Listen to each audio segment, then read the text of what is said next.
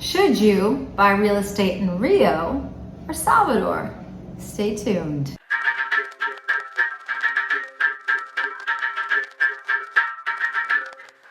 Hi everybody, welcome back to my channel. So you want to live in Bahia.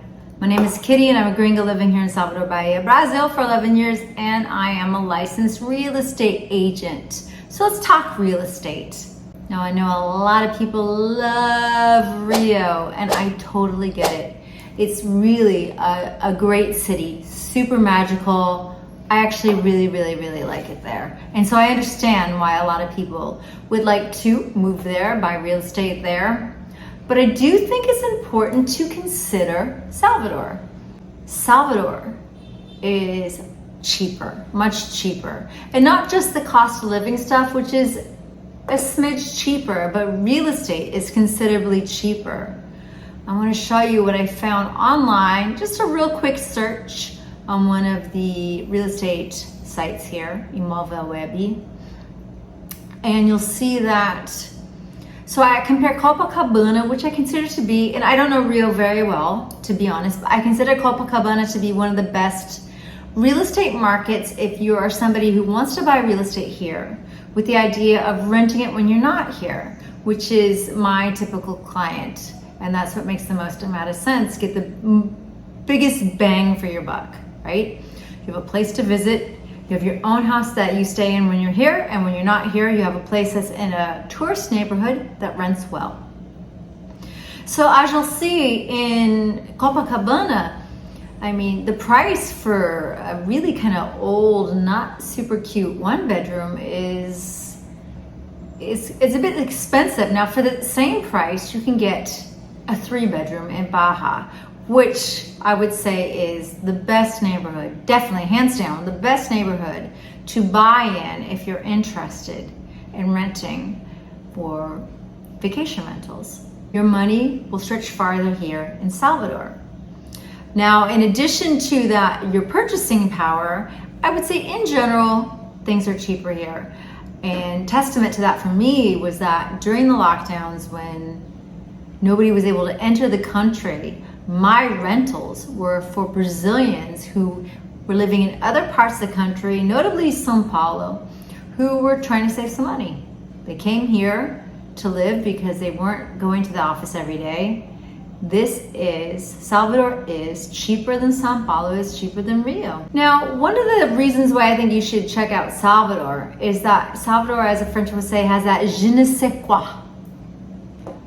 I'm learning French right now.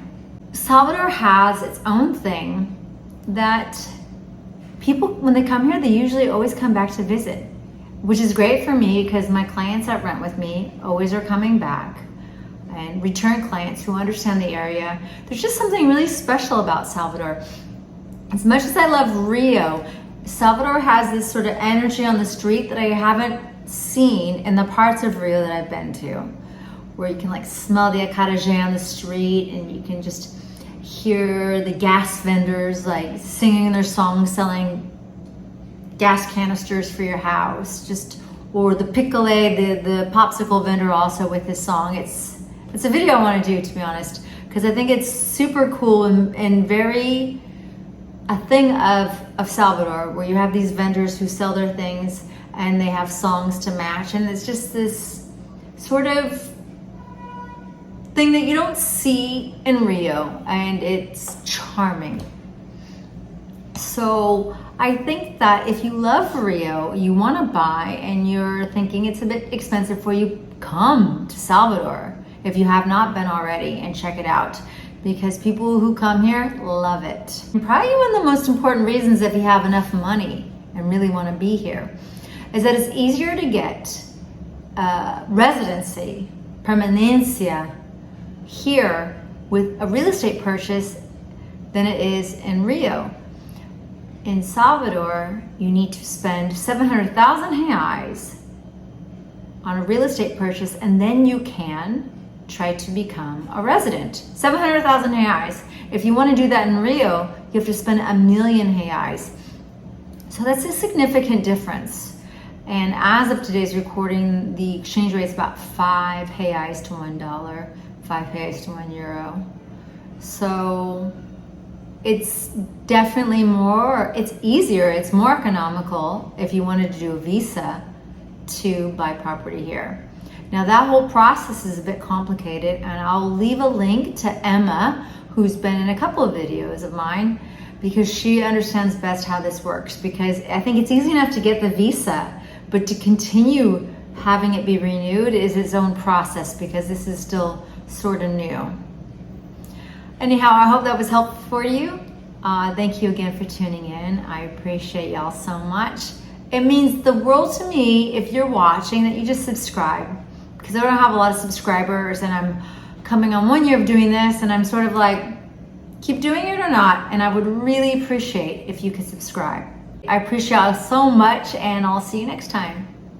Beijos!